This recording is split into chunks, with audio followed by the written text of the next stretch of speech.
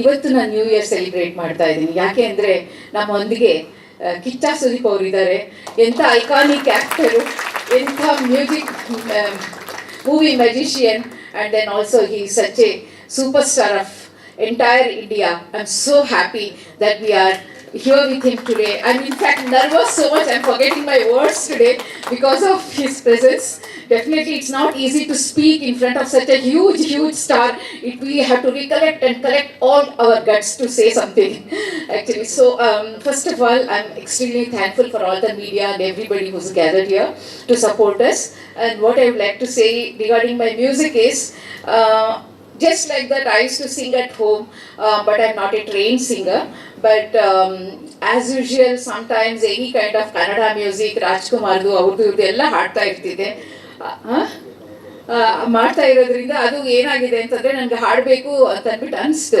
ನಾನು ಅವಾಗ ಬಾಮಾ ಹರೀಶ್ ಹತ್ರ ಹೇಳಿದೆ, ಹೀಗೆ ನಂಗೆ ಹಾಡಲಿಕ್ಕೆ ಏನೋ ಕಾನ್ಫಿಡೆನ್ಸ್ ಇದೆ, ಟ್ರೈ ಮಾಡ್ತೀನಿ, ನೀವು ನೋಡಿ ಇಷ್ಟ ಆದರೆ ನಂದು ತಗೊಳ್ಳಿ ಅಂತ ಹೇಳಿದೆ. ಆವಾಗ ಅವರು ಹಾಡಿದ್ಮೇಲೆ ಮೇಡಮ್ ಸರಿ ಇದೆ, ನಿಮ್ಮ ವಾಯ್ಸ್ಗೆ ಅದಕ್ಕೆ ಸೂಟ್ ಆಗುತ್ತೆ ಇರಲಿ ಅಂತಂದರು. ಹಾಗಾಗಿ ನಾನು ಮ್ಯೂಸಿಷಿಯನ್ ಇದ್ರ ಸಾಂಗ್ ಹೇಳಿದ್ದೀನಿ ಇದರಲ್ಲಿ. ನೆಕ್ಸ್ಟ್ ಆ್ಯಕ್ಟಿಂಗ್ ಅಂತ ಏನಂದರೆ ನಾನು when I was very Young, something like 20 ಅನಿಸುತ್ತೆ, 19-20, I had an offer for a movie, but that time I had no confidence or nothing. I'm from such a conservative family, ಏನು ನನಗೆ ಅದ್ರ ಬಗ್ಗೆ ಹೇಳೋಕ್ಕೆ ಭಯ, ಎಸ್ ಅನ್ನೋ ಕೂಡ. ಹಾಗಾಗಿಬಿಟ್ಟು ಸುಮ್ಮನೆ ಅದ್ರ ಬಿಟ್ಬಿಟ್ಟು then education line. Then I met my husband. he is from North India, basically I am a Karnataka, I am from Chikmagalur. ಆಮೇಲೆ ಹಾಗಾದ್ಮೇಲೆ ಮೀಟ್ ಆದಾಗ ನಾವಿಬ್ಬರು we just started the college together. ಹಾಗಾಗಿ ನಾನು ಎಜುಕೇಷನ್ ಲೈನಲ್ಲಿ ಹೋಗ್ಬಿಟ್ವಿ. Then he speaks Kannada so well ಅಂತಂದರೆ ನಾನು ಚೆನ್ನಾಗಿ ಟ್ರೈನ್ ಮಾಡಿದ್ದೀನಿ ಈಗ ಅವ್ರಿಗೆ ಆ್ಯಕ್ಚುಲಿ. ಸೊ ಏನಂತಂದರೆ ಇವತ್ತು ಬಹಳ ಖುಷಿ ಸಮಾರಂಭ, ಎಲ್ಲ ಬಂದು ನಮಗೆ ಸಪೋರ್ಟ್ ಮಾಡ್ತಿರೋದು.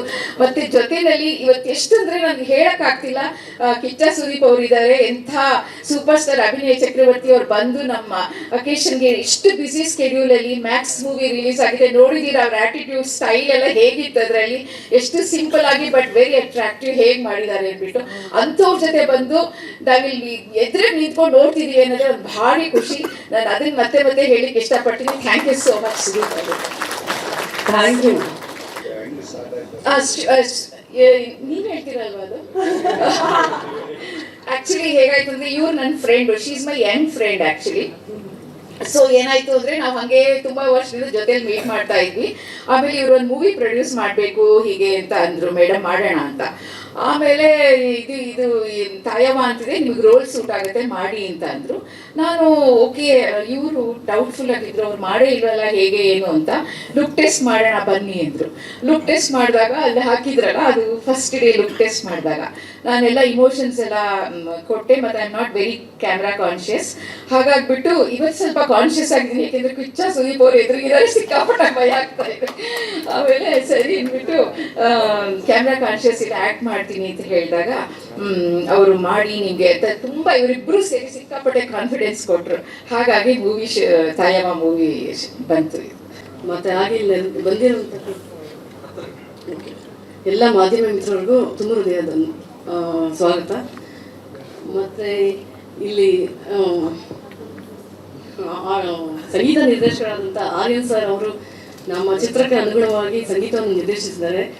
ಆ ಸಂಗೀತವನ್ನು ನಮ್ಮ ಬಾಮಾ ಹರೀಶ್ ಅವರು ಹೊಸದಾಗಿ ಸ್ಥಾಪನೆ ಆಗಿರುವಂಥ ಬಾಮಾ ಹರೀಶ್ ಆಡಿಯೋಸಲ್ಲಿ ರಿಲೀಸ್ ಆಗ್ತಿರೋದು. ಮತ್ತು ನಮ್ಮ lucky and Kiccha Sudeep sir ಅವ್ರ ಕಡೆಯಿಂದ ರಿಲೀಸ್ ಇನಾಗ್ರೇಷನ್ ಮಾಡ್ತಿರೋದು ನಮಗೆ ತುಂಬ ಸಂತೋಷ ಆಗಿದೆ.